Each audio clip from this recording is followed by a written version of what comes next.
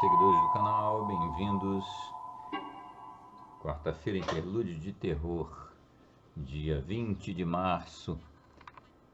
Hoje eu vou narrar um conto de um autor que já apareceu aqui antes, né, do Círculo Lovecraft, o nosso Robert E. Howard. Esse conto, ele é o meu favorito dele, né?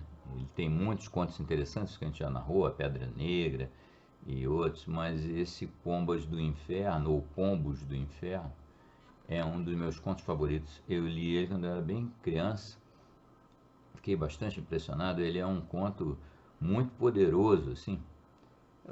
Não precisamos nem dizer mais do que o que disse o Stephen King, né? Stephen King disse que Pombos do Inferno era a maior história de horror do nosso século, dele lá, no século XX. Então é uma história de fato poderosa, né? Ele foi escrito em 34, pouco antes da morte por suicídio do Robert E. Howard. Quem quiser mais detalhes da vida dele é dar uma olhada nas introduções das postagens anteriores, né? E só veio a ser publicado póstumamente, depois que ele já tinha morrido. Foi publicado na Weird Tales em 1938. É um conto, pode-se dizer que ele é assim a origem do chamado Southern Gothic, o horror gótico do sul dos Estados Unidos, né, ambientado no Deep South, né, no sul profundo. Lá o sul dos Estados Unidos, de fato, é uma região bastante fantasmagórica, né, com aquelas plantations, aquelas fazendas abandonadas. Nem todas estão abandonadas, né? Mas tem bastante desse ambiente sobrenatural. Esse é um conto de horror típico, não tem nada de mito Cthulhu, né? Apesar do Howard ser do círculo Lovecraft. É um conto de horror. Ele escreveu vários, a gente vai narrar eles aqui todos, são chamados de horror regional, né? Vários contos passados em áreas do... Tem ali uma conexão, né, com outros contos. Tem o Deus Serpente, vocês já vão fazer a conexão com o Ig, né? Explicitamente, não se menciona explicitamente o Ig, mas tem uma conexão. Essa história aí, o Pombos do Inferno. O título é bem chamativo, apesar dos pombos terem um papel um tanto secundário. Eles são meio simbólicos, né? É uma imagem, né, que vocês vão ver na descrição, não preciso comentar aqui, mas é uma imagem. Principalmente os pombos não exercem, não desempenham, melhor dizendo, nenhum papel, né, no conto. É um conto cuja temática é voodoo, né? Voodoo, zumbis, né? E é por aí que vai a história. São dois amigos que viajam vindo do que eles achavam que já era bem assombrado, que é a Nova Inglaterra, mas eles encontram coisa mais assombrada no sul dos Estados Unidos, lá na Louisiana. Então é uma história muito legal. Certamente vocês vão gostar. Eu esqueci de comentar aqui no início, fazer aqueles manjados pedidos, mas não fiz no início, faço no fim. Bem-vindo todo mundo, bem-vindo vocês que estão passando aqui pelo canal pela primeira vez, os nossos amigos já habituês do canal. E o pedido é aquele de sempre: vamos dar like, vamos compartilhar e vamos comentar. Tudo isso ajuda a ampliar. O nosso canal vem crescendo lentamente, como eu dizia muito no início, né? É um crescimento orgânico, porém consistente. Dificilmente se passa um dia que não entre mais um, mais outro seguidor. Nós aos pouquinhos vamos aumentando a nossa comunidade. Qual é a graça? A graça é que as nossas conversas, a nossa troca de opiniões sobre a literatura fantástica de terror vai ficando cada vez mais rica, né? Bom, então é isso. No final de semana nós tivemos aquele conto incrível, ao final da trilogia do Robert Bloch com Lovecraft, né, em torno da figura do Robert Bloch. Então aquela trilogia, O Errante das Estrelas, O Visitante das Trevas, do Lovecraft, a última obra dele, E essa que nós narramos no sábado passado, no projeto Lovecraft 2.0, que foi A Sombra no Campanário. E vamos avançando, né? Tanto no projeto Lovecraft quanto escolhendo obras para o interlúdio de horror, assim, que tenham valor e que sejam do agrado de vocês. No próximo interlúdio, mas antes, no final de semana que vem, no projeto Lovecraft 2.0, nós vamos continuar. Naturalmente, vamos aí agora a mais uma história compartilhada. Nós narramos uma história de alguém do círculo, que foi A Sombra no Campanário. E agora nós vamos voltar, a gente está sempre alternando, né? Círculo com histórias escritas pelo Lovecraft com mais alguém. Dessa vez eu vou voltar a uma autora com quem ele já tinha escrito. E é um conto que até justifica, de certa forma, se falar do ciclo Ig. É aquela mesma autora, está aqui o link para vocês darem uma olhada, a mesma autora, a Zealia Bishop, que escreveu A Maldição de Ig. Esse conto tem tudo em torno do Ig, né? De novo, aquele deus serpente lá das grandes planícies do meio oeste americano, lá Oklahoma. E esse conto não é uma sequência, mas faz parte desse ciclo Ig, né? E certamente, como vocês gostaram bastante do Maldição de Ig, vão gostar também muito desse novo conto da Zealia Bishop.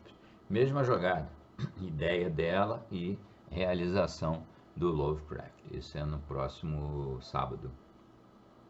E aí é surpresa, realmente, é o novo interlúdio de horror na outra quarta-feira. Mas aí eu vou deixar mais para adiante. Só vou adiantando que é mais um conto escrito por seguidor do canal.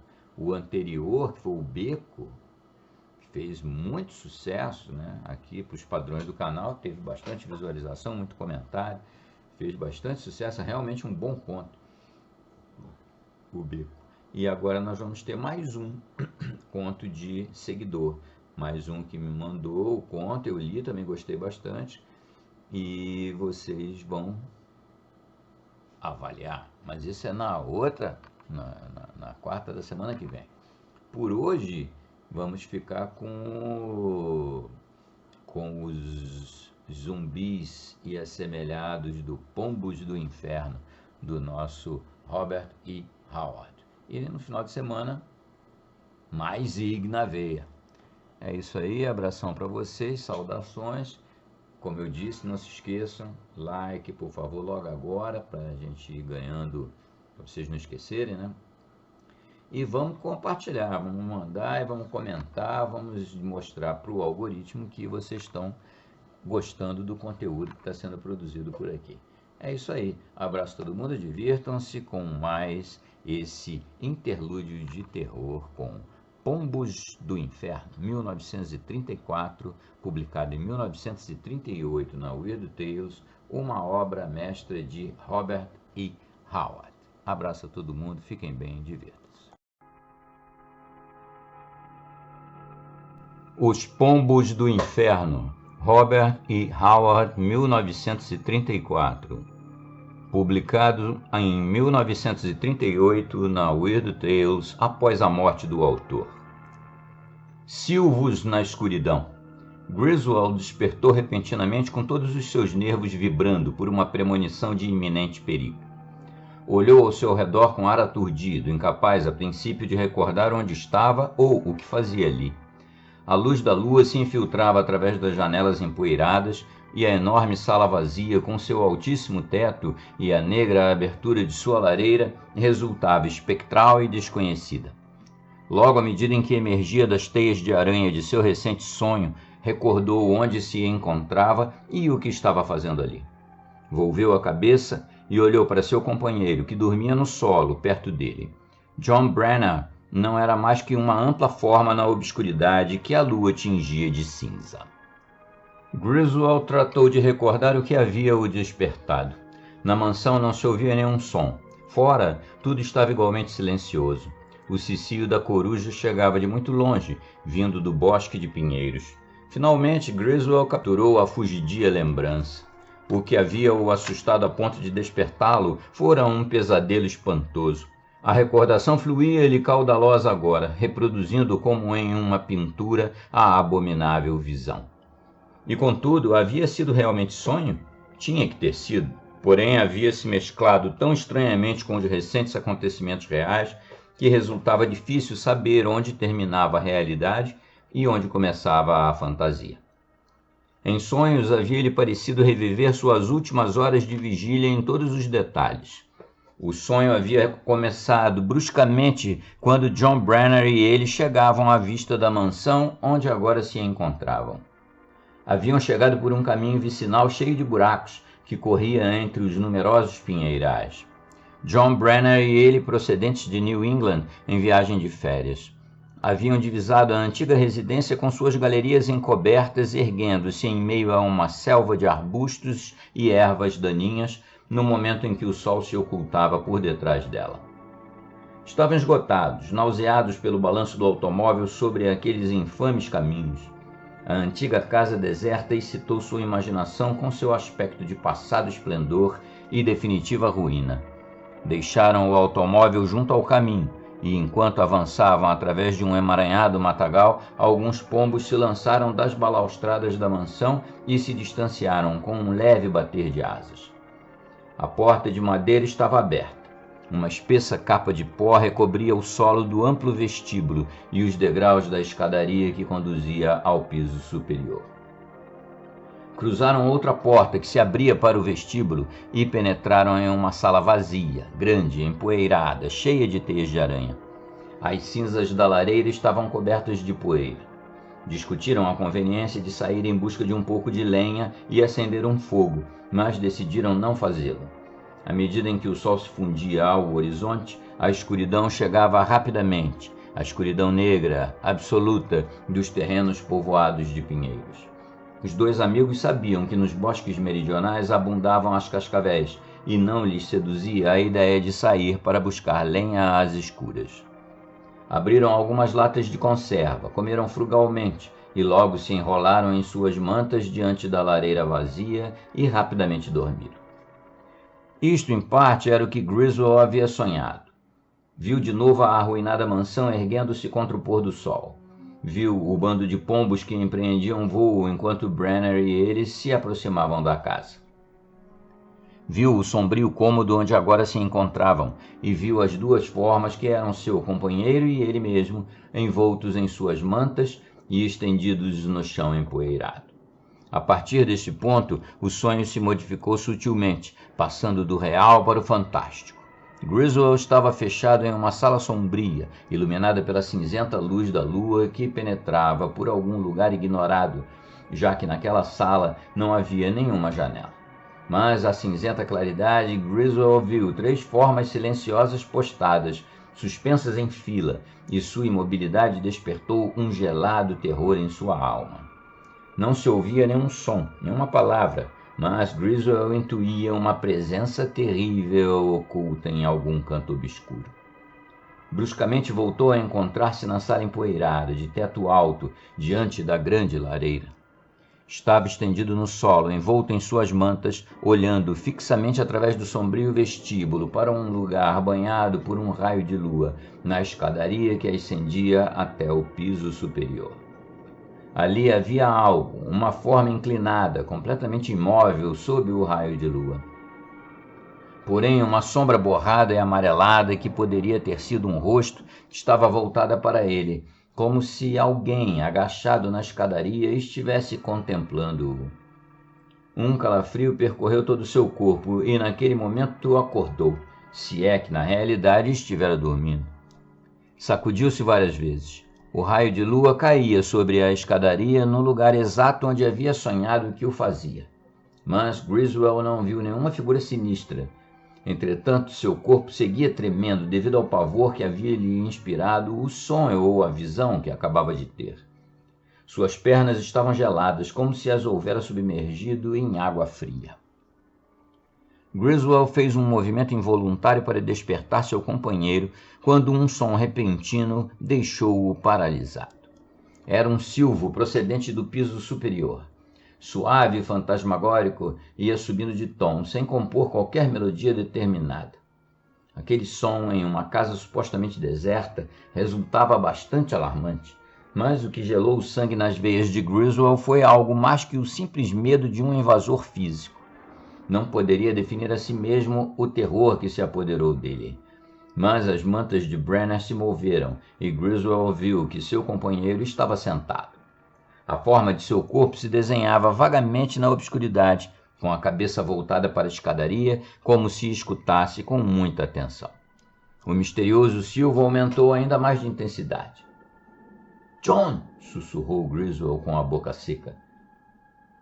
Queria poder gritar, dizer a Brenner que acima havia alguém cuja presença podia resultar perigosa para eles, que tinham de sair imediatamente da mansão. Mas a voz morreu em sua garganta. Brenner havia se posto em pé. Seus passos ressoaram no vestíbulo enquanto o cruzava em direção à escadaria. Começou a subir os degraus, uma sombra a mais entre as sombras que o rodeavam. Griswold continuou estendido, incapaz de mover-se em meio a um verdadeiro torvelinho mental. Quem estava silvando lá em cima? Viu Brenner passar pelo lugar iluminado pelo raio de lua. Viu sua cabeça estranhamente erguida, como se estivesse olhando algo que Griswold não podia ver, acima e além da escadaria. Porém, seu rosto era tão inexpressivo como o de um sonâmbulo. Cruzou a zona iluminada e desapareceu da vista de Griswold, apesar de este último tentar gritar que regressasse. Mas de sua garganta saiu apenas um afogado sussurro.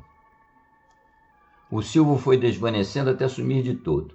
Griswold ouviu rangerem os degraus sob as botas de Brenner. Agora havia alcançado o piso superior, já que Griswold ouviu ressoarem seus passos acima de sua cabeça. Repentinamente, os passos se detiveram e a noite inteira pareceu conter a respiração. Logo, um espantoso grito rompeu o silêncio e Griswold caiu em si, gritando por sua vez. A estranha paralisia que o impedia de se mover havia desaparecido. Deu um passo até a escadaria e logo se deteve. Voltaram a ressoar os passos. Brenner estava regressando. Não corria, andava, inclusive com mais lentidão que antes.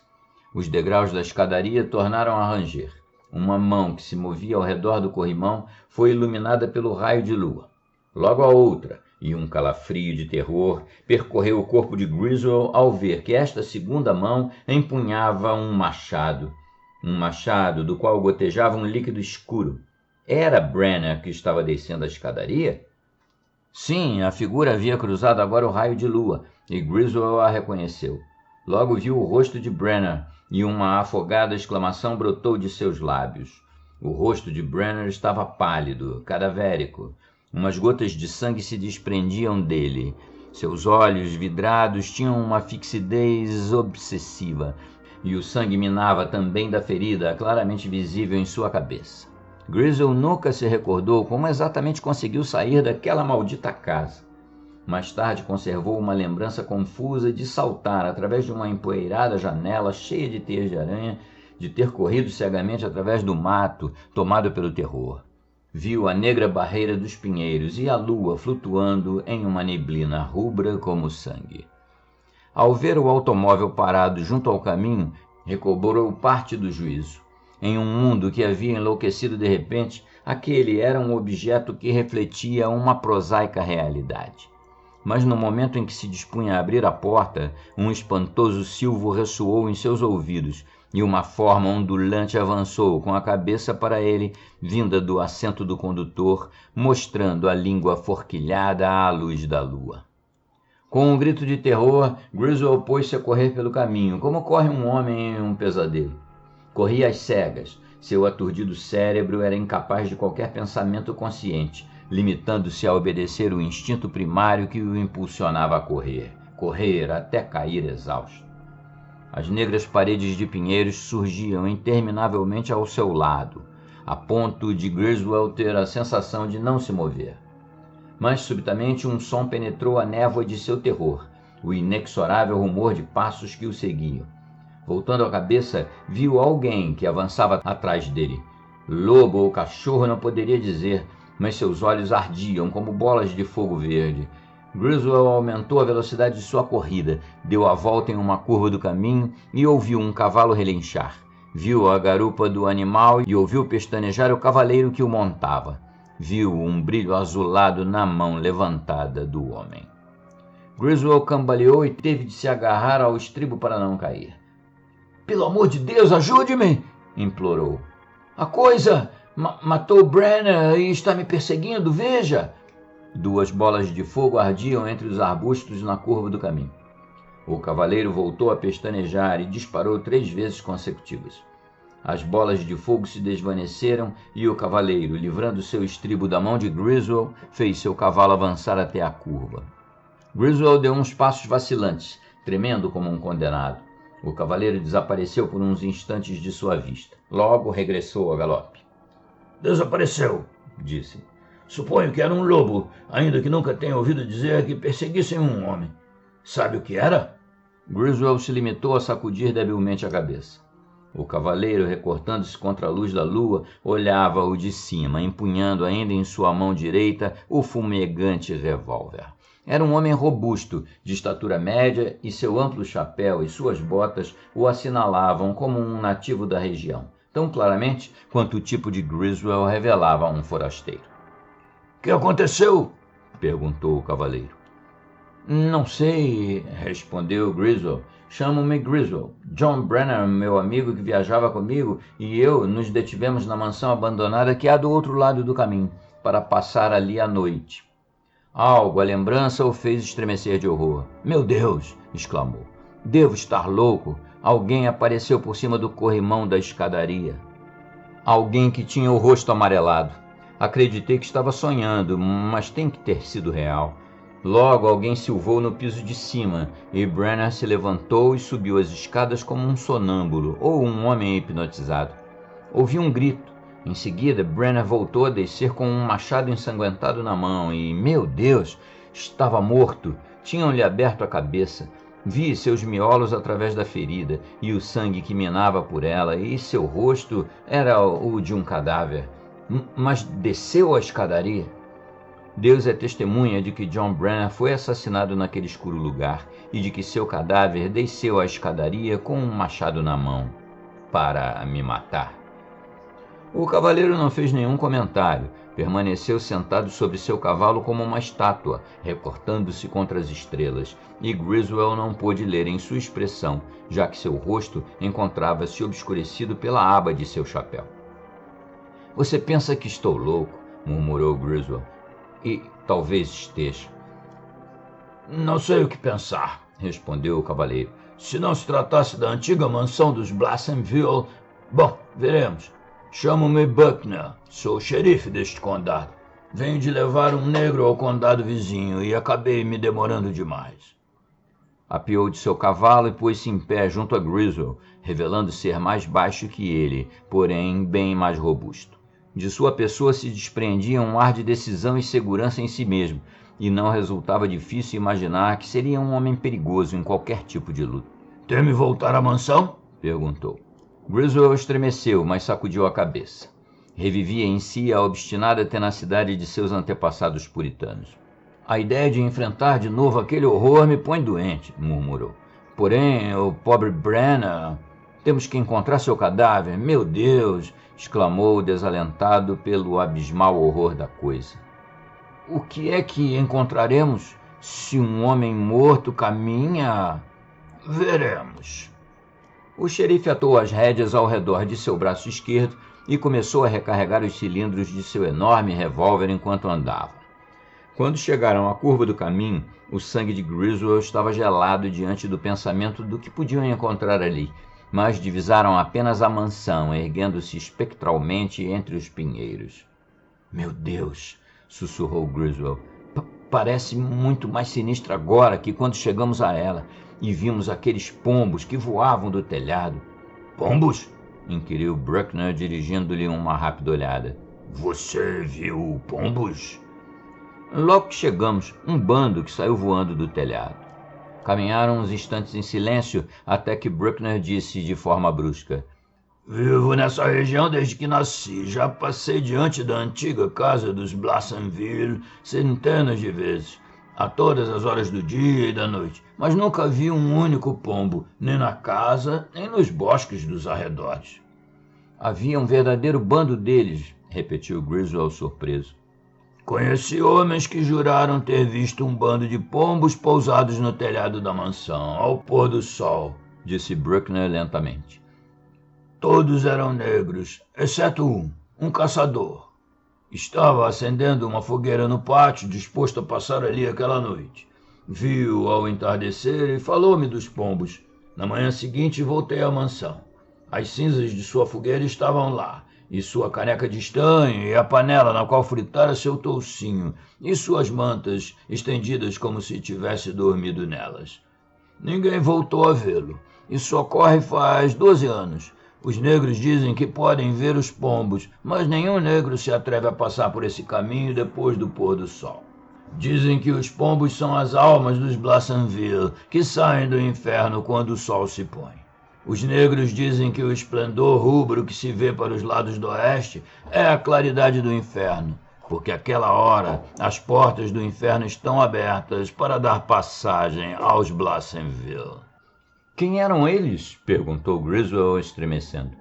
Eram os proprietários de todas essas terras, uma família franco-inglesa. Chegaram procedentes das Índias Ocidentais, antes da evacuação da Louisiana. A Guerra Civil os arruinou, como a outros tantos. Alguns de seus membros foram mortos na guerra. A maioria dos outros morreram fora daqui. Ninguém mais viveu no solar depois de 1890, quando Miss Elizabeth Blassenville, a última da linhagem, desapareceu uma noite da casa e nunca mais regressou. É este o seu automóvel?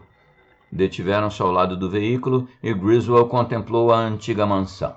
Suas empoeiradas janelas estavam vazias e escuras, mas Griswold experimentava a desagradável sensação de que uns olhos fitavam-no com expressão faminta através das vidraças.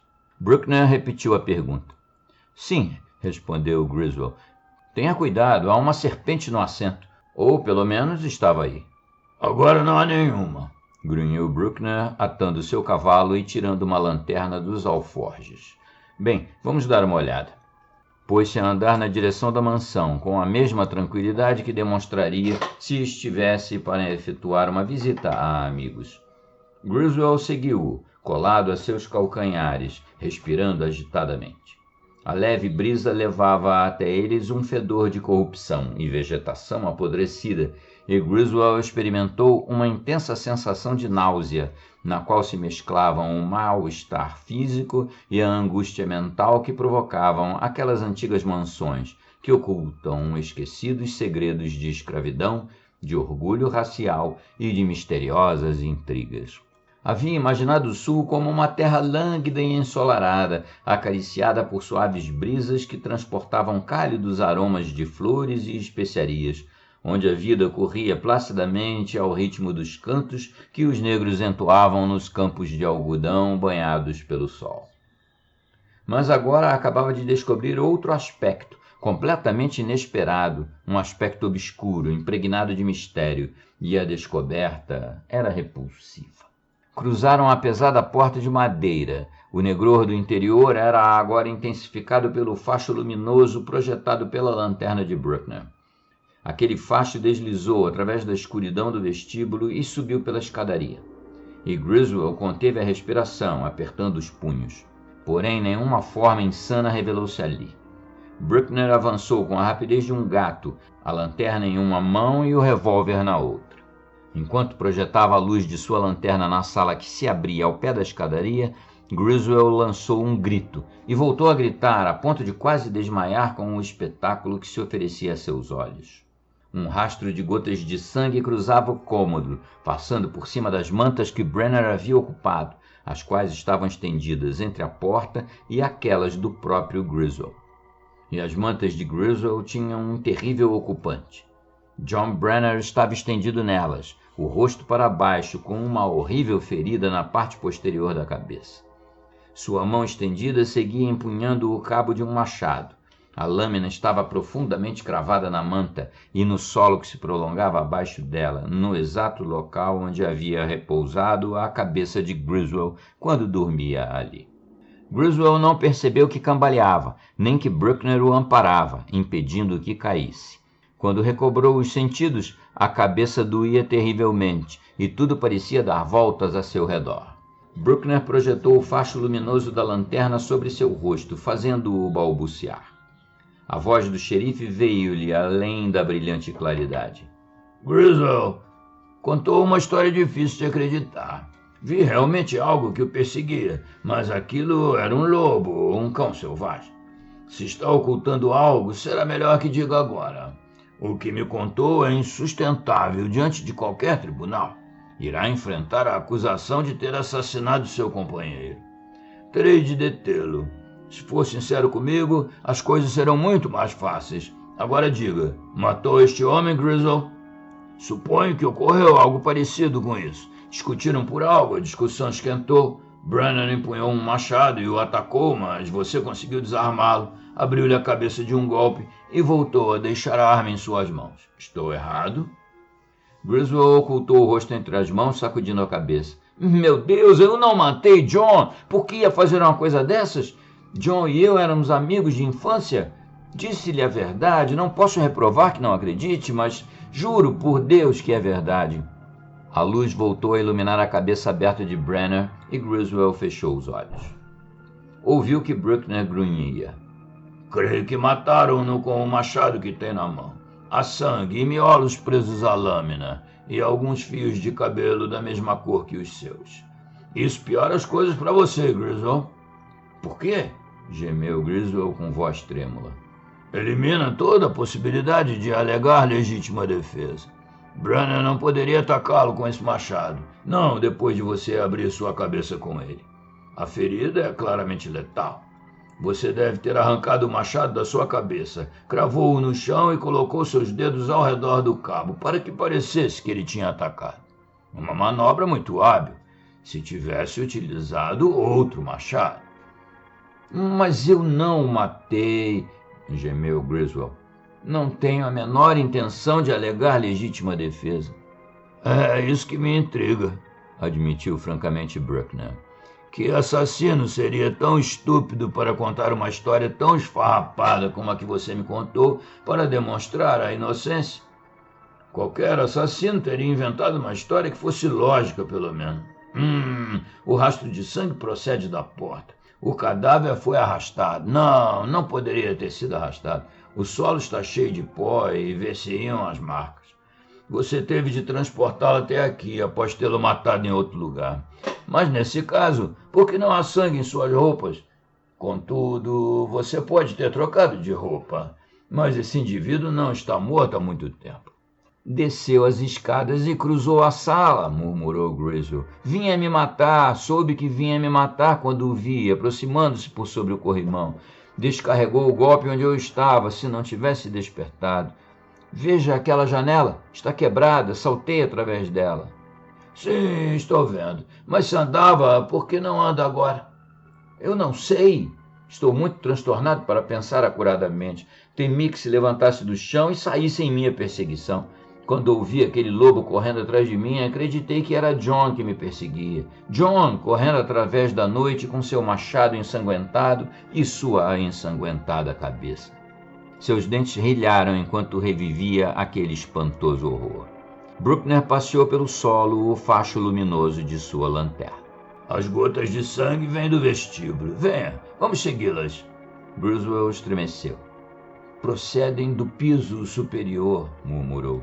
Bruckner olhava-o fixamente. Teme subir ao piso comigo? O rosto de Griswold estava branco. Sim, mas vou subir, com ou sem você. A coisa que matou o pobre John pode estar oculta por lá. Suba atrás de mim, ordenou Bruckner. Se algo saltar sobre nós, eu me ocuparei dele. Mas, por seu próprio bem, advirto que disparo mais rápido que o pulo de um gato e que raras vezes perco um tiro. Se lhe ocorreu a ideia de atacar-me por trás, esqueça. Não seja estúpido, exclamou Griswold. A raiva havia varrido momentaneamente seus temores, e aquela revoltada exclamação pareceu tranquilizar Bruckner muito mais que todos os seus protestos de inocência. Desejo ser justo, disse. Não posso acusá-lo e condená-lo sem provas. Se for verdade, apenas a metade do que me contou, você viveu um verdadeiro inferno, e não quero ser demasiado insensível. Mas deve compreender a dificuldade que tenho em acreditar. Griswold não respondeu, limitando-se a indicar-lhe com um gesto que estava disposto a acompanhá-lo escadas acima. Cruzaram o vestíbulo e se detiveram ao pé da escadaria. Um rastro de gotas de sangue, claramente visíveis nos empoeirados degraus, assinalava o caminho. Há marcas de passos no pó, grunhiu Bruckner. Subamos devagar. Temos de fixar bem o que vemos, já que ao subir apagaremos essas marcas. Há um rastro de passos que sobem e outros que descem, do mesmo homem, e não são seus. Brenner era um homem muito mais alto que você. Há gotas de sangue em todo o caminho, sangue no corrimão, como se um homem tivesse pousado nele sua mão ensanguentada. Uma mancha de algo que parece ser miolos. Pergunto-me como... Descia a escadaria e estava morto, estremeceu Griswold, agarrando-se com uma mão ao corrimão e empunhando com a outra o machado que o matou. Puderam transportá-lo, murmurou o xerife. Mas se alguém o transportou, onde estão as suas marcas? Chegaram ao piso superior, um amplo e vazio espaço de poeira e sombras, onde as enegrecidas janelas rechaçavam a claridade da lua e o facho luminoso da lanterna de Bruckner parecia inadequado. Griswold tremia como vara verde. Aqui, na obscuridade e no horror, havia morrido John Brenner. Alguém silvava aqui em cima, murmurou. As mesmas marcas, como as da escadaria, umas vão e outras vêm. Judas! Atrás dele, Griswold soltou um grito que já acabava de ver o que havia provocado a exclamação de Bruckner. A alguns pés de distância do último degrau, as marcas dos passos de Brenner se detinham bruscamente e logo davam a volta, quase pisando as marcas anteriores. E no lugar onde se detivera havia uma grande mancha de sangue no solo poeirento, e outras marcas que chegavam até ali, marcas de pés descalços, pequenos, mas de polegares muito amplos, e também aquelas marcas retrocediam a partir daquele ponto. Bruckner se inclinou sobre elas, grunhindo. As marcas se encontram, e no lugar onde se encontram há sangue e miolos no chão. Aqui mataram Brenner, descarregando-lhe um golpe. Pés descalços procedentes da obscuridade encontram-se com pés calçados. Em seguida, ambos dão meia volta.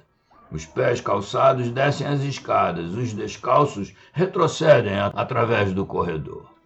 Projetou a luz de sua lanterna ao longo do corredor. Os passos se desvaneciam na escuridão, além do alcance da luz. De um lado e do outro, as portas fechadas de outros cômodos eram secretos portais de mistério. Suponhamos que sua esfarrapada história seja verdadeira, murmurou Bruckner, como se para si mesmo. Essas marcas não são suas. Parecem as de uma mulher.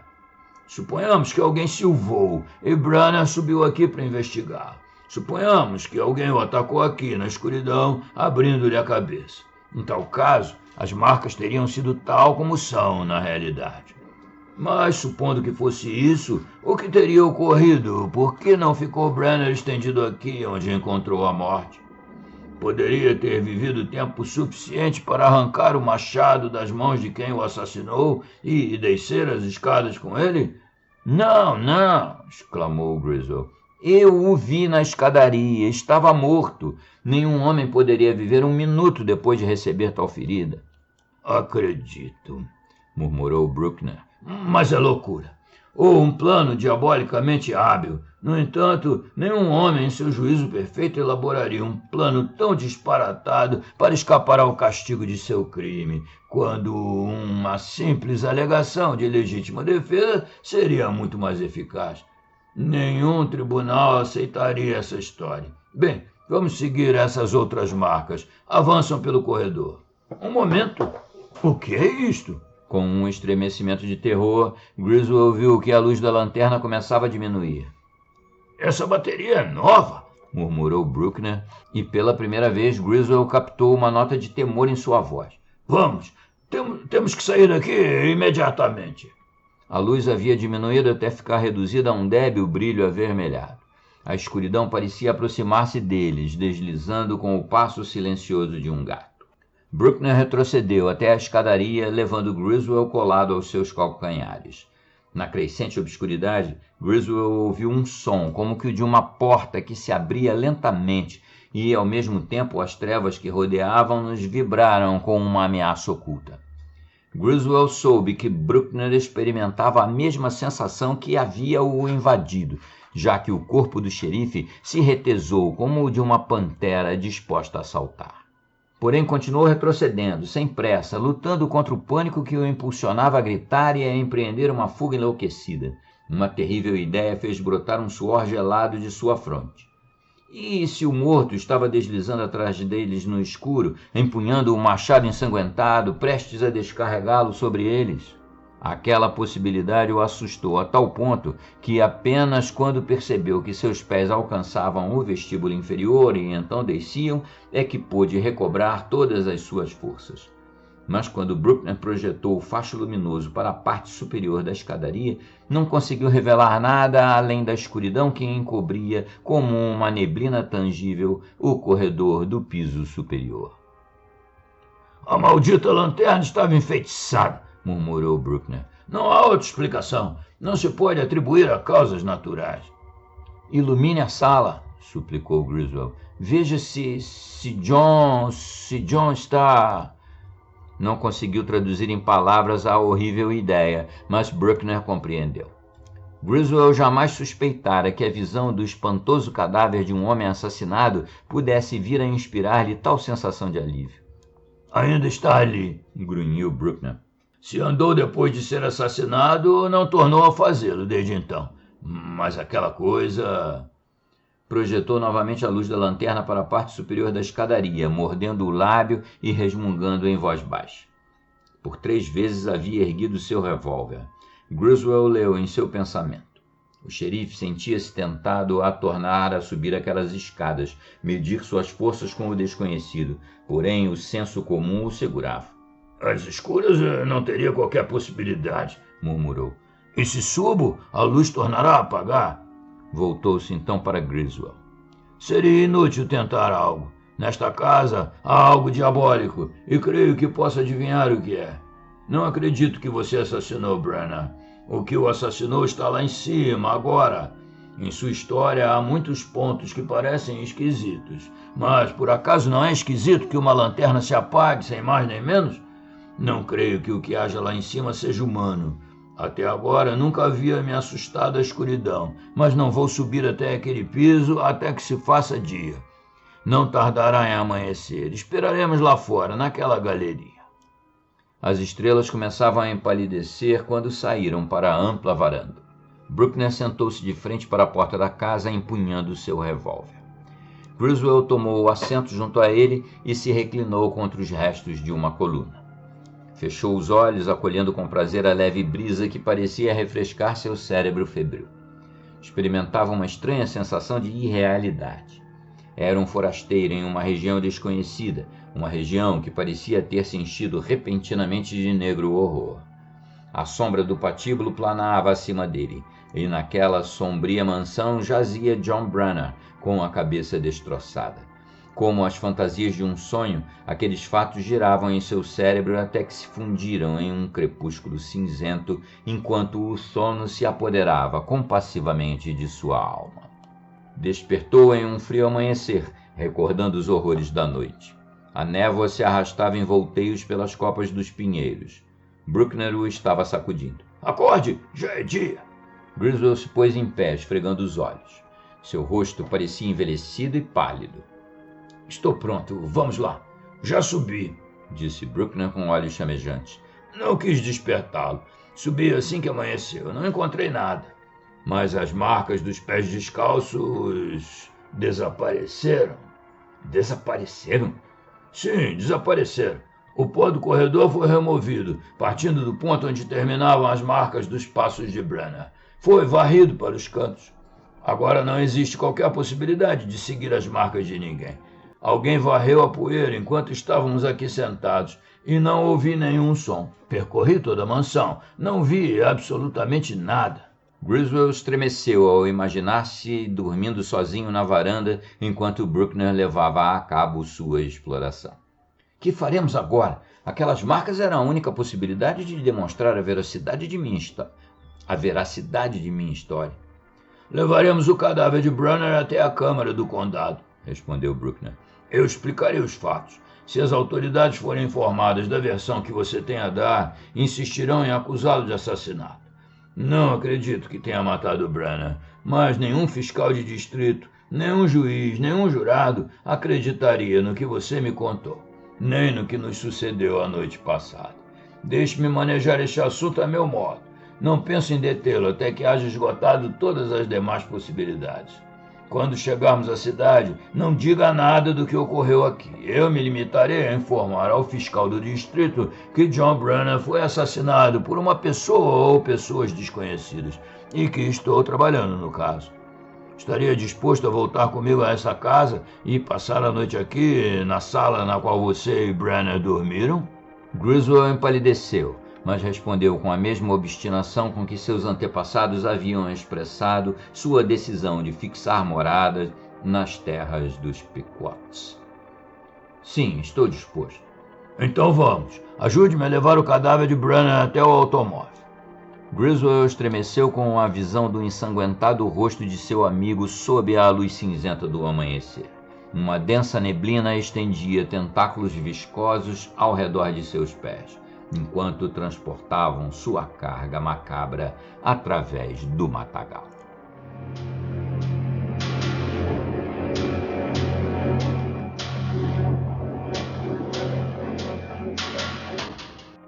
Parte 2. O Irmão da Serpente.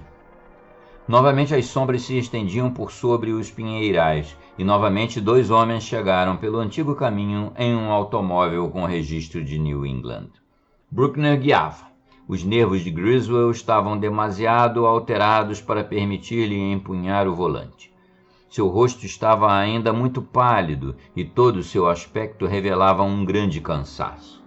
A tensão do dia passado na capital do condado havia se unido ao horror que planava sobre sua alma como a sombra de um abutre de asas negras. Não havia dormido, apenas havia comido. Prometi falar mais dos Blassenville, disse Bruckner. Era uma gente orgulhosa, altiva e sem o menor escrúpulo quando se tratava de impor sua vontade. Não tinham para com seus negros as considerações que, em maior ou menor escala, lhes guardavam os outros plantadores. Suponho que seguiam aferrados aos costumes das Índias ocidentais.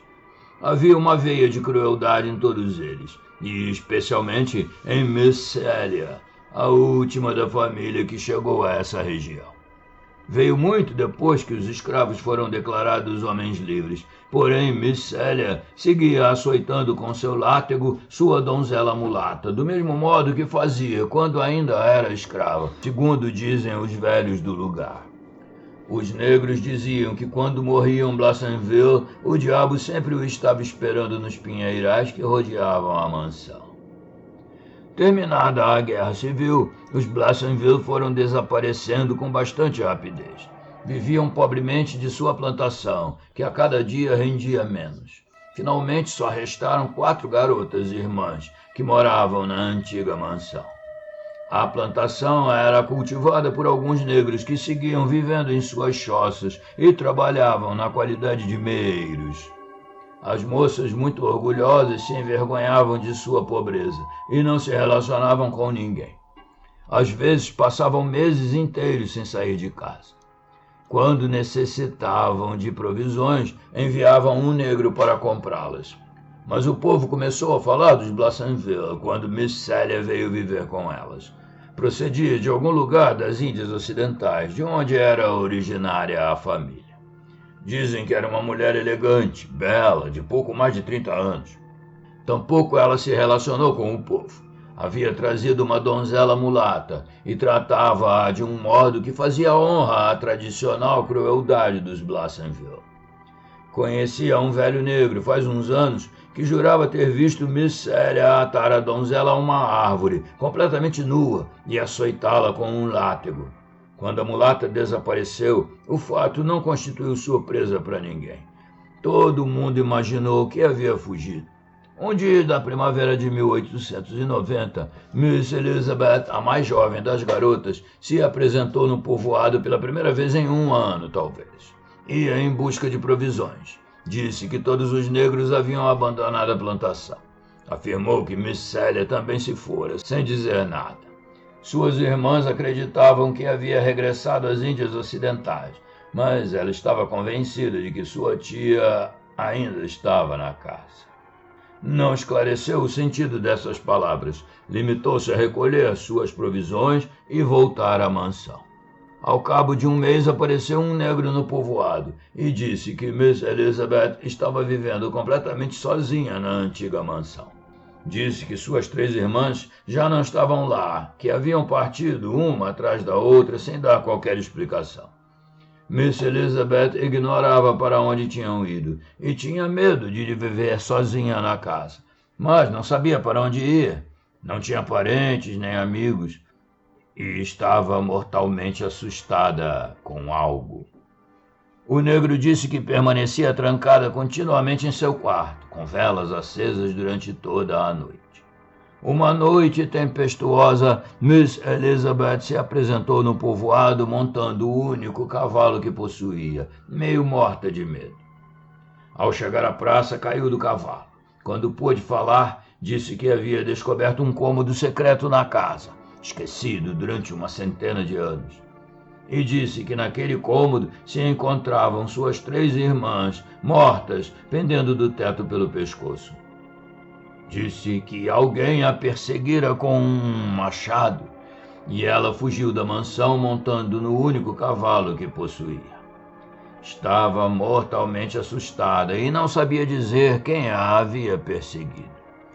Disse que parecia uma mulher com a face amarelada. Imediatamente, meia centena de homens se apresentaram aqui e revistaram a casa, de cima a baixo. Mas não encontraram nenhuma sala secreta, nem os cadáveres das 3 irmãs. O que encontraram foi um machado no corredor superior, com alguns fios de cabelo de Miss Elizabeth presos à lâmina, o que confirmava que Miss Elizabeth havia contado. Mas ela se negou a voltar a casa e mostrar-lhes onde se encontrava o cômodo secreto. Quase enlouqueceu quando o sugeriram. Quando estava em condições de viajar, o pessoal do povoado reuniu algum dinheiro e emprestaram-lhe. Era demasiado orgulhosa para aceitar esmolas. Partiu para a Califórnia, não voltou nunca mais. Porém, mais tarde, souberam quando enviou o dinheiro que havia emprestado que tinha se casado. Ninguém quis comprar a casa. Ficou tal como Miss Elizabeth a tinha deixado. E com o passar dos anos, o povo foi roubando os móveis até esvaziá-la de todo. O que disseram as pessoas da história contada por Miss Elizabeth? Perguntou Griswold. A maioria opinou que o fato de viver sozinha nesta casa a deixara maluca. Mas alguns acreditaram que a donzela mulata, Joan, não havia fugido, como se dissera. Opinavam que estava oculta no bosque e saciava seu ódio pelos Blassonville assassinando os membros da família. Deram uma batida por todos os pinheirais com inúmeros cães, porém não encontraram nenhum rastro da mulata. Se havia uma sala secreta na casa, teria de estar oculta lá, supondo que a teoria estivesse correta. Não pode ter estado oculta na casa todos esses anos, murmurou Griswold. E de qualquer maneira, o que há agora na casa não é humano. Bruckner fez girar o automóvel, deixando a trilha principal para adentrar por um caminho vertical que seguia entre os pinheiros. Para onde vamos? Perguntou Griswold. Há um velho negro que vive ao fim deste caminho, a algumas milhas daqui. Quero falar com ele. Enfrentamos uma coisa que requer algo mais que o senso comum de um branco. Os negros sabem mais que nós acerca de alguns assuntos. O velho que vamos visitar tem quase 100 anos, se é que já não os atingiu. Seu dono proporcionou-lhe certa educação quando era moço, e ao converter-se em homem livre, viajou mais do que conseguem viajar a maioria dos brancos. Dizem que é um homem voodoo, que é um bruxo. Griswold estremeceu, contemplando com inquietação as verdes árvores que rodeavam-nos por todas as partes. A fragrância dos pinheiros chegava ao seu olfato mesclada com o perfume de plantas desconhecidas, mas, dominando tudo, se percebia um indefinível fedor de matéria em decomposição. Uma desagradável sensação pôs-lhe um nó na boca do estômago. Um voodoo, murmurou. Tinha-me esquecido disso. Nunca me havia ocorrido relacionar a magia negra com o sul. Para mim, a bruxaria sempre esteve associada com antigas e tortuosas ruas de cidades portuárias, que já eram antigas quando em Salem enforcavam-se bruxas. Para mim, a bruxaria sempre esteve relacionada com as antigas cidades da Nova Inglaterra. Mas tudo isso é mais terrível que qualquer lenda acerca de New England. Esses pinheirais sombrios, essas antigas mansões abandonadas, as plantações perdidas, os misteriosos negros, as velhas lendas de loucura e horror. Meu Deus, que espantosos terrores antigos há nesse continente que os estúpidos chamam de novo. Lá está a choça do velho Jacob, anunciou Bruckner, detendo o automóvel. Griswold viu uma clareira e uma pequena cabana agasalhada à sombra das enormes árvores. Ali os pinheiros davam passagem aos álamos e ciprestes, cobertos por um musgo cinzento, e além da cabana se estendia uma baixada povoada de luxuriante vegetação. Da chaminé de barro da cabana surgia uma leve espiral de fumo azulado. Griswold seguiu Bruckner até a diminuta vivenda. O xerife empurrou a porta e penetrou na cabana. Ao encontrar-se na relativa obscuridade do interior, Griswold tateou. Uma só janela, muito pequena, dava passagem à luz do dia. Um velho negro estava encolhido junto à lareira de pedra, contemplando uma vasilha que fervia ao fogo. Olhou para eles quando entraram, mas não se levantou. Parecia incrivelmente velho. Seu rosto era uma massa de rugas e seus olhos, negros e vivazes, velavam-se de quando em quando, como se sua mente vacilasse. Bruckner fez um gesto a Griswold para indicar-lhe que se sentasse no único banquinho que havia na cabana, enquanto ele se instalava junto ao fogo em um cepo toscamente lavrado defronte para o ancião. Bruckner disse bruscamente: Chegou enfim o momento do qual falaste. Sei que conheces o segredo de Blasonville Manor. Nunca te interroguei acerca dele, porque não era de minha competência. Mas a noite passada, um homem foi assassinado lá. E podem enforcar o homem que me acompanha pelo assassinato, a menos que me digas o que é que se esconde na antiga casa dos Blasonville. Os olhos do ancião brilharam para voltar a apagar-se imediatamente, como se os achaques da idade o impedissem de se concentrar durante muito tempo em uma ideia. Os Blasonville? Murmurou, e sua voz era suave e cultivada. Expressava-se em um inglês perfeito, que não recordava em nada as formas dialetais dos de sua raça. Eram uma gente orgulhosa, cavalheiros, orgulhosa e cruel. Alguns morreram na guerra, outros acabaram mortos em duelos. Alguns morreram na antiga casa. Suas palavras se tornaram uma série de ininteligíveis murmúrios. O que ocorreu na casa? Perguntou pacientemente Bruckner. Miss Célia era a mais orgulhosa de todos eles, murmurou o ancião.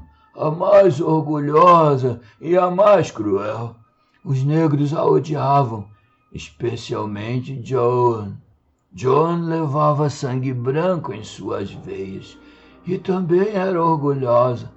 Miss Célia a açoitava como a uma escrava. Qual o segredo de Blasonville Manor? Insistiu Bruckner.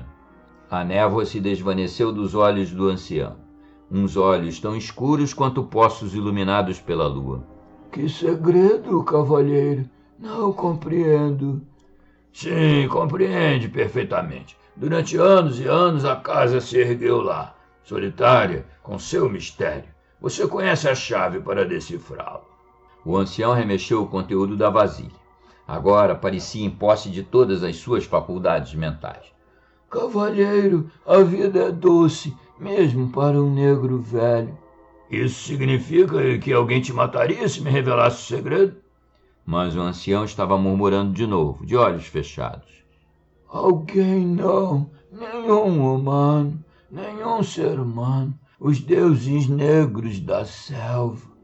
Meu segredo permanece inviolado, guardado pela grande serpente, o Deus que está acima de todos os deuses. Ele enviaria um pequeno irmão para me beijar com seus lábios frios, um pequeno irmão com um quarto crescente na cabeça. Vendi minha alma para a grande serpente quando me transformei em criador de Zuvembes. Buckner ficou rígido. Já ouvi essa palavra antes, disse suavemente, dos lábios de um negro moribundo quando ainda era menino. Que significa? O medo encheu os olhos do velho Jacob. O que foi que eu disse? Não, eu não disse nada. Zuvembe, disse Buckner. Zuvembe, repetiu maquinalmente o ancião com os olhos inexpressivos. Uma Zuvembe é uma mulher. Na costa dos escravos conheciam-nas. Os tambores que sussurram pela noite nas colinas do Haiti falam delas. Os criadores de Zuvembe são honrados pela gente de Dambala. Falar disso a um homem branco significa a morte. É um dos segredos proibidos do Deus Serpente.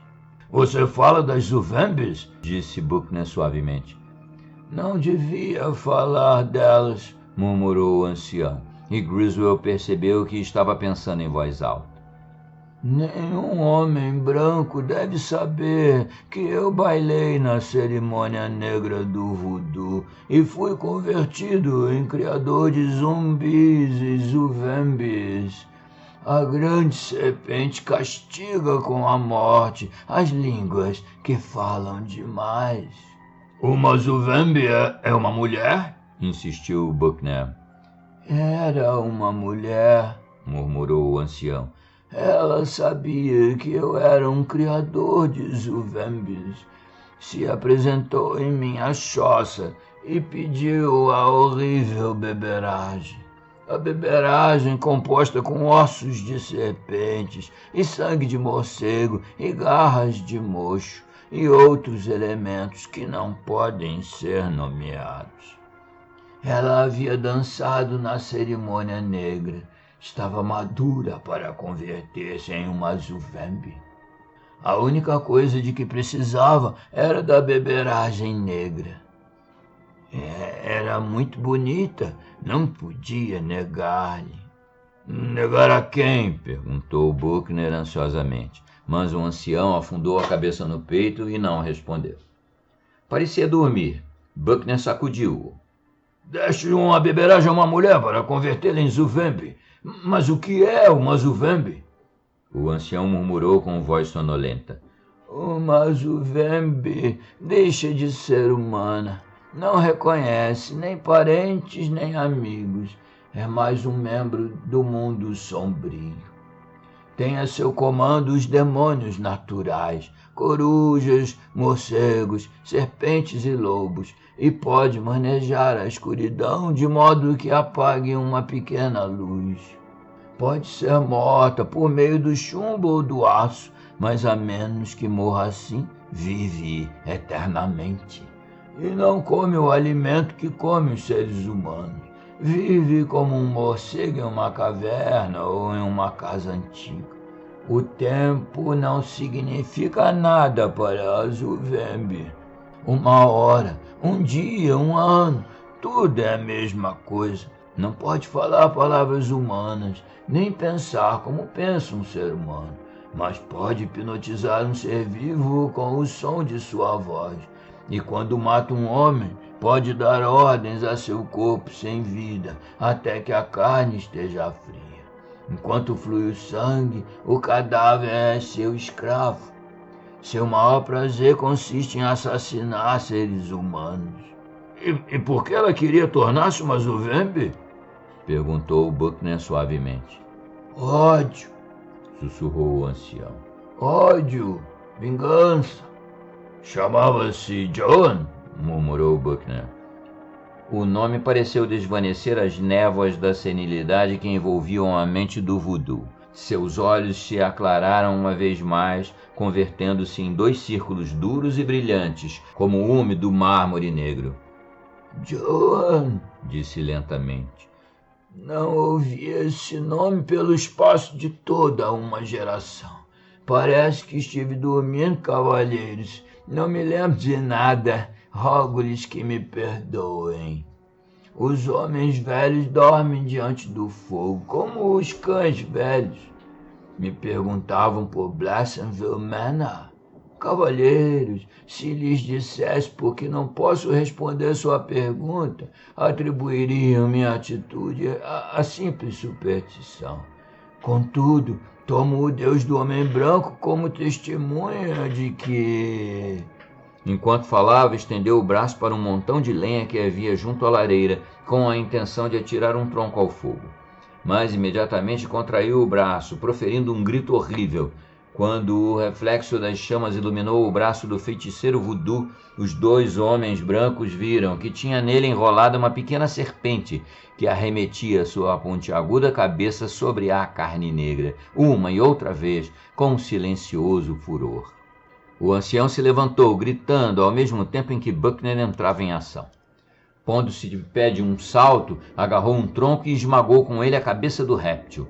O velho Jacob, entretanto, havia cessado de gritar e estava estendido no solo, a boca aberta, completamente imóvel.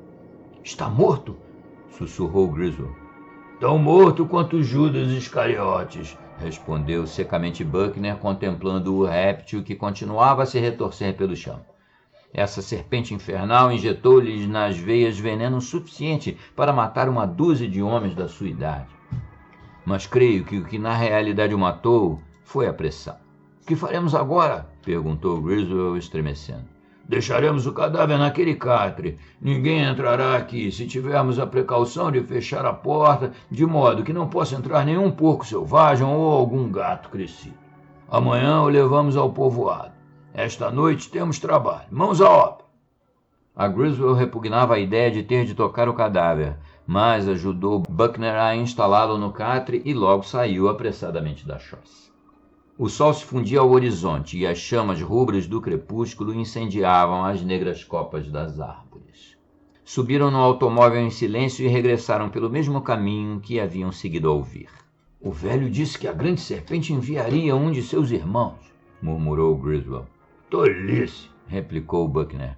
As serpentes gostam de calor e essa região pantanosa está infestada delas. A que mordeu o velho estava oculta entre a lenha ao calor do fogo. O velho Jacob a importunou e o animal se defendeu. Não há nada de sobrenatural nisso. Permaneceu alguns instantes em silêncio e em seguida completou em tom diferente. Foi a primeira vez que vi uma serpente atacar sem silvar. E a primeira vez que vi uma serpente com uma crista branca em formato de quarto crescente. Passado um momento, Griswold perguntou. — Você acredita que a mulata Joan permaneceu oculta na casa durante todos esses anos? — Ouviu o que disse o velho Jacob, respondeu Buckner. O tempo não significa nada para uma Zuvembi. Quando chegaram à vista da casa, Griswold mordeu o lábio inferior para reprimir um estremecimento. Voltou a sentir-se possuído por uma indescritível sensação de horror. — Veja! Sussurrou no preciso instante em que Buckner detinha o automóvel. Buckner grunhiu. Das balaustradas da galeria evolou-se uma nuvem de pombos, que empreendeu um voo rápido, recortando-se contra a rubra claridade do crepúsculo.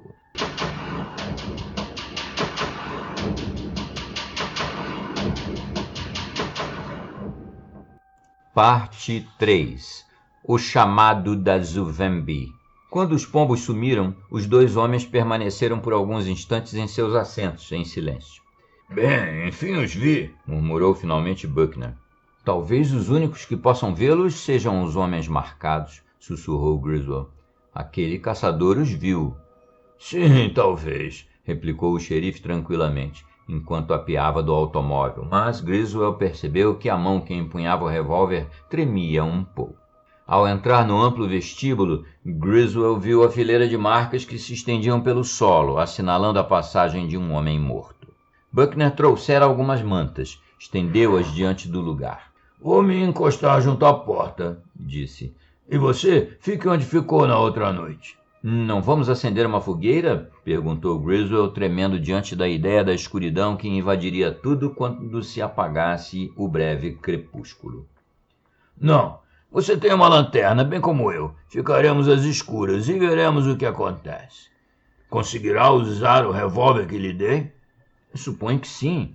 Nunca disparei um tiro, mas sei como funciona. Certo, mas se for o caso, deixe os disparos por minha conta. O xerife sentou-se com as pernas cruzadas sobre suas mantas e esvaziou o cilindro de sua Colt, revisando minuciosamente cada um dos cartuchos antes de voltar a colocá-los. Griswold passeou nervosamente para cima e para baixo, lamentando a lenta desaparição da luz como um avaro lamenta a extinção de seu ouro. Se apoiou com uma mão no anteparo da lareira, olhando fixamente as cinzas recobertas de pó. O fogo que havia produzido aquelas cinzas fora acendido por Elizabeth Blassenville, fazia mais de 40 anos. A ideia resultava deprimente. Griswold removeu as cinzas empoeiradas com o pé. Algo se fez visível entre os carbonizados restos, um maço de papéis manchados e amarelados. Griswold se inclinou e tirou-o das cinzas. Era um caderno de notas, de capa dura. — Que encontrou aí? Perguntou Buckner, inclinando o reluzente cano de seu revólver. Um antigo caderno de notas, parece um diário. As páginas estão cobertas de escrita, mas a tinta está manchada e não se pode ler nada. Como será que foi parar na lareira sem queimar-se? Atiraram aí quando o fogo já estava apagado, sugeriu Buckner. Provavelmente atirou alguém que entrou na casa com o propósito de roubar móveis. Alguém que não sabia ler, provavelmente. Griswold folheou o caderno, forçando a vista para distinguir algo à escassa luz. Subitamente, seu corpo ficou rígido. — aqui uma anotação legível, escute. Ele leu. Sei que na casa há alguém além de mim. Posso ouvir alguém que vaga pela noite quando o sol se põe, e no exterior reina a escuridão. Às vezes, durante a noite, eu ouço alguém arranhar a porta de meu quarto. Quem pode ser? Uma de minhas irmãs? Tia Célia? Se é uma delas, por que vaga desse modo pela casa?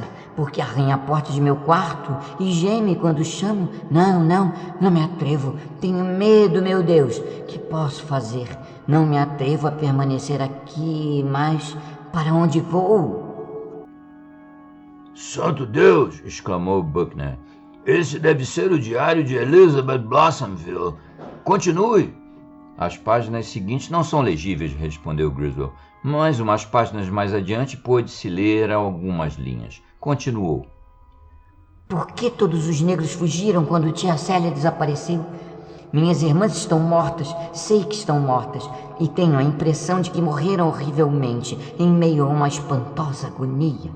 Mas por quê? Por quê? Se alguém assassinou tia Célia, por que teria de assassinar também minhas pobres irmãs? Elas sempre foram amáveis com os negros. Joan... Griswold interrompeu a leitura. Um pedaço da página foi arrancado. Há aqui outra anotação com outra data. Bem, suponho que seja uma data, ainda que não possa assegurar. A coisa terrível que a velha sugeriu? Citou Jacob Blount e Joe, mas não se atreveu a falar claramente. Talvez temesse... Aqui também falta um pedaço da página, explicou Griswold. Logo prosseguiu com a leitura. Não, é impossível. Ela está morta. Ou bem longe daqui. No entanto, nasceu e criou-se nas Índias Ocidentais e por algumas alusões que deixou escapar, soube que havia sido iniciada nos mistérios do voodoo. Creio que inclusive bailou em uma de suas horríveis cerimônias. Como pôde ter descido a tamanho grau de bestialidade? E este horror... Meu Deus, podem ser verdade tais coisas? Não sei o que pensar. Se é ela que vaga pela casa, que arranha a porta de meu quarto, que silva tão espantosa e docemente, não, estou ficando louca. Se continuo sozinha aqui, morrerei tão horrivelmente quanto minhas irmãs. Estou segura disso. A incoerente crônica terminava tão bruscamente quanto começara. Griswold estava tão absorto em sua tarefa de decifrar os borrados traços daquela escrita que nem sequer tinha percebido que anoitecera, e Buckner sustinha no alto de sua lanterna para que pudesse ler. Despertando de sua abstração, lançou uma rápida olhada ao escuro corredor.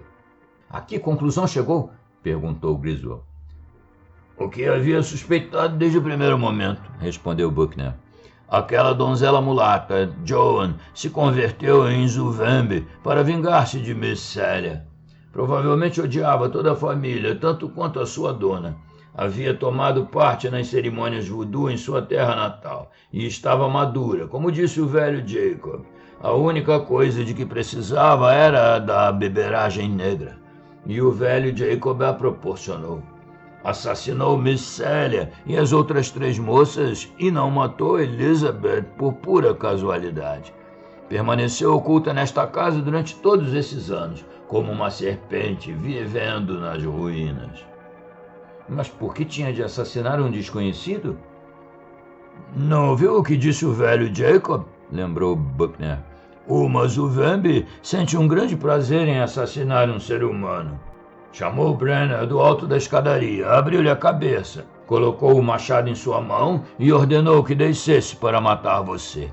Nenhum tribunal acreditaria nisso, mas se pudermos apresentar seu cadáver, será uma prova mais do que suficiente para demonstrar que você é inocente. Aceitarão minha palavra de que ela assassinou Brenner. Jacob disse que uma Zuvembe pode ser morta. Portanto, ao informar este caso, não precisarei de me mostrar demasiado exato nos detalhes. Vi que se aproximava por cima do corrimão da escadaria, murmurou Griswold. Mas então, por que não encontramos suas marcas na escadaria? Talvez tenha sonhado. Talvez uma Zuvembe possa projetar seu espírito, diabos. Por que tentar arrazoar acerca de algo que se encontra além das fronteiras da razão? Vamos começar nossa vigília. Não apague a luz, exclamou Griswold involuntariamente. Depois logo disse. Está bem, apague. Temos de estar às escuras, como... vacilou. Como estávamos, Brenner e eu. Mas quando o local desapareceu na escuridão, o medo se apoderou dele com uma força insustentável. Tombou sobre suas mantas, tremendo, tratando de conter as tumultuosas batidas de seu coração. As Índias Ocidentais devem ser o lugar mais horrível do mundo, murmurou Buckner, uma mancha borrada sobre suas mantas. Tinha ouvido falar dos zumbis, mas ignorava o que era uma Zuvembe. Evidentemente alguma droga preparada pelos voodoos para provocar a loucura nas mulheres, ainda que isso não explique as outras coisas. Os poderes hipnóticos, a longevidade anormal, a capacidade de controlar cadáveres. Não, uma Zuvembe não pode ser uma simples louca. É um monstro, algo que está acima e abaixo de um ser humano, criado pela magia que brota nos pântanos e nas selvas negras. Bem, veremos. Sua voz cessou de soar e no silêncio que se seguiu, Griswold ouviu as batidas de seu próprio coração. Lá fora, nos negros bosques, um lobo uivou e as corujas ciciaram. Em seguida, o silêncio voltou a cair como uma névoa negra. Griswold obrigou-se a permanecer imóvel sobre suas mantas. O tempo parecia ter parado, e a espera estava ficando insuportável. O esforço que fazia para dominar seus nervos alterados banhava em suor todos os seus membros.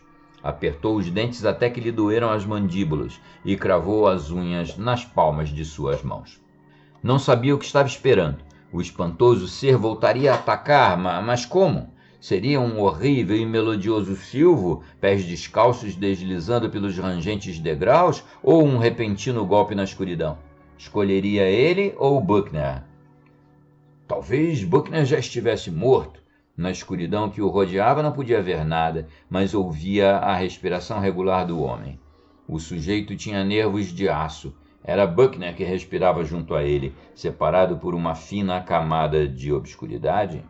Ou por acaso o monstro já havia atacado em silêncio e ocupado o lugar do xerife? Assim disparatadas eram as ideias que passavam rapidamente pelo cérebro de Griswold. Experimentava a sensação de que ia enlouquecer se não se pusesse em pé de um salto, gritando, e fugisse freneticamente daquela maldita casa. Nem sequer o temor da forca poderia retê-lo, estendido ali na escuridão por mais tempo. De repente, o ritmo da respiração de Buckner se alterou, e Griswold se sentiu como se acabassem de jogar sobre ele um balde de água gelada.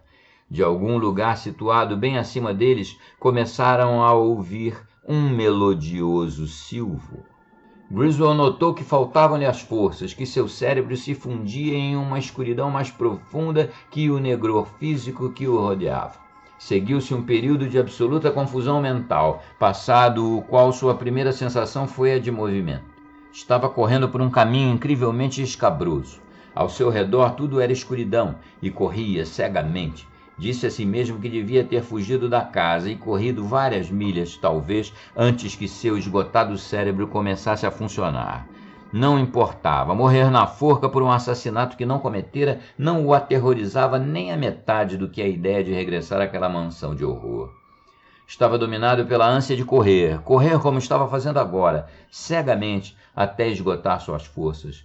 A névoa não se havia dissipado de todo o seu cérebro, mas tinha consciência de que não podia ver as estrelas através das negras ramagens das árvores. Desejou vagamente saber para onde se dirigia. Supôs que estava subindo por uma colina, e o fato o fez estranhar, já que sabia que não havia nenhuma colina num raio de várias milhas ao redor da casa dos Blossomville. Logo acima e diante dele notou um leve resplendor. Avançou para aquele resplendor como se o empurrasse uma força irresistível. Em seguida estremeceu ao perceber que um estranho som se chocava contra seus ouvidos. Um silvo melodioso e ao mesmo tempo debochado. O silvo extinguiu todas as névoas. Que significava aquilo? Onde estava? O despertar chegou-lhe com o golpe atordoante de uma martelada. Não estava correndo ao longo de um caminho, nem subindo por uma colina. Estava subindo por uma escadaria. Encontrava-se ainda em Blossomville Manor. E estava subindo a escadaria. Um grito inumano brotou de seus lábios. E, dominando aquele grito, o fantasmagórico silvo adquiriu um tom de diabólico triunfo. Griswold tentou deter-se e retroceder, inclusive lançar-se por cima do corrimão, mas sua força de vontade estava reduzida a nada. Não existia mais. Griswold não tinha querer. Havia deixado cair sua lanterna e esquecido do revólver no bolso. Não podia dominar seu próprio corpo. Suas pernas, movendo-se rigidamente, funcionavam como peças de um mecanismo independente de seu cérebro, obedecendo a uma vontade exterior. Subindo metodicamente, transportavam-no para o corredor superior, para o resplendor que ardia acima dele. Buckner! Gritou. Buckner! Pelo amor de Deus! Sua voz foi estrangulada em sua garganta. Havia chegado ao último degrau. Começou a avançar pelo corredor. O silvo havia cessado, mas o impulso prosseguia, conduzindo-o para adiante. Não podia ver a fonte da qual procedia o resplendor. Não parecia emanar de nenhum foco central, mas Griswold viu uma vaga figura que avançava para ele. Parecia uma mulher, mas nenhuma mulher humana seria capaz de andar com aquele passo moroso. Nenhuma mulher humana teria jamais aquele rosto de horror, aquela apagada expressão demente. Griswold tentou gritar ao ver aquele rosto, ao brilho do aço que empunhava a mão em forma de garra, mas sua língua estava congelada. Súbito ouviu um som que parecia arrastar-se silenciosamente atrás dele. As sombras foram fendidas por uma língua de fogo que iluminou uma espantosa figura que caía para trás. Ao mesmo tempo ressoou um gemido inumano. Em meio à escuridão que se seguiu ao inesperado fogaréu, Griswold caiu de joelhos e cobriu o rosto com as mãos. Não ouviu a voz de Buckner. A mão do xerife sobre seu ombro o despertou de seu estupor. Uma luz projetada diretamente sobre seus olhos o cegou. Tateou, escondeu seus olhos com uma mão e ergueu os olhos para o rosto de Buckner, que se encontrava dentro do mesmo círculo de luz. O xerife estava pálido. Está ferido? Perguntou ansiosamente Buckner. Está ferido? Há um machado no chão? Não estou ferido, murmurou Griswold. Você disparou no momento exato. O monstro, onde está? Para onde ele foi? Escute, Em alguma parte da casa ressoava um horrível ruído, como de alguém que se arrastasse e lutasse em meio às convulsões da morte. Jacob estava certo, disse Buckner em tom sombrio. O chumbo pode matá-las. Acertei-a em cheio, estou certo. Não me atrevi a acender a lanterna, mas havia claridade suficiente. Quando começou aquele silvo fantasmagórico, você quase tropeçou em mim. Andava como se estivesse hipnotizado. Segui-o através da escadaria. Ia atrás de você, bem agachado para que ela não pudesse me ver e fugir. Estive a ponto de disparar muito tarde, mas confesso que ao vê-la quase fiquei paralisado. Olhe! Projetou o facho luminoso de sua lanterna ao longo do corredor, até detê-la em uma abertura visível na parede, em um lugar onde antes não havia nenhuma porta. A entrada secreta que Miss Elizabeth descobriu! Exclamou Buckner. Vamos! Pôs-se a correr através do corredor e Griswold seguiu-o com um ar aturdido. Os sons que acabavam de ouvir procediam de algum lugar situado além daquela misteriosa porta e agora haviam cessado. A luz revelou um estreito passadiço em forma de túnel que evidentemente conduzia através de uma das paredes da casa. Buckner penetrou no passadiço sem a menor vacilação. Talvez não fosse capaz de pensar como um ser humano, murmurou, iluminando o caminho diante dele. Mas teve astúcia suficiente para apagar suas marcas, para que não pudéssemos segui-las e descobrir, talvez, a abertura secreta. Há ali um cômodo, a sala secreta dos Blassenville. E Griswold exclamou. Santo Deus! É a câmara sem janelas que vi aquela noite em meu sonho, com os 3 cadáveres pendendo do teto. A luz circular que Buckner passeava pelo local se imobilizou repentinamente. Dentro do amplo anel luminoso apareceram 3 figuras, 3 formas ressecadas, encolhidas, mumificadas, amortalhadas em vestidos muito antigos. Seus pés não tocavam o solo, já que estavam penduradas pelo pescoço a umas cadeias suspensas do teto. As 3 irmãs Blassenville, murmurou Buckner. Miss Elizabeth não estava louca, afinal. Veja, sussurrou Griswold com voz quase inaudível. Ali, naquele canto. A luz moveu-se e voltou-se a se deter. Aquilo foi uma mulher? Inquiriu Griswold como se interrogasse a si mesmo. Meu Deus, veja esse rosto, inclusive na morte. Veja essas mãos em forma de garras, com as unhas recurvas como as de uma fera. Sim, era humana, tem ainda os farrapos de um antigo vestido de baile muito luxuoso. Por que uma donzela mulata usaria um vestido como este? Esta foi sua cela por mais de 40 anos, murmurou Buckner sem responder à pergunta, inclinando-se sobre o horrível cadáver estendido no canto da sala. Bem, Griswold, isto exonera. Uma mulher louca com um machado. É a única coisa que as autoridades precisam saber. Meu Deus, que vingança, que horrível vingança. Ainda que, pensando bem, devia possuir uma natureza bestial. Prova o fato de que tinha se iniciado nos mistérios voodoo quando não era mais que uma criança. Refere-se à mulata? Sussurrou Griswold.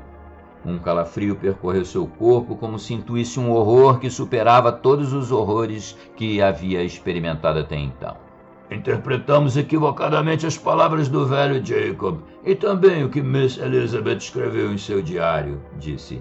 Ela devia saber, mas o orgulho familiar selou seus lábios. Agora vejo claramente, Griswold. A mulata vingou-se, ainda que não do modo que supunhamos. Não ingeriu a beberagem negra que o velho Jacob havia lhe preparado. Queria para ministrá-la secretamente a uma outra pessoa, misturando-a em sua comida ou em seu café. Depois, Joan fugiu desta casa, deixando aqui, profundamente semeada, a matriz infernal. Então, este cadáver não é o da mulata? Sussurrou Griswold. Quando a vi lá fora no corredor, soube que não era a mulata. Mas aqueles traços contraídos continuavam refletindo algo de muito familiar. Uma vez vi o seu retrato. Não poderia jamais me equivocar. Este é o cadáver da criatura que em outros tempos foi conhecida como Célia Blassenville. Fim.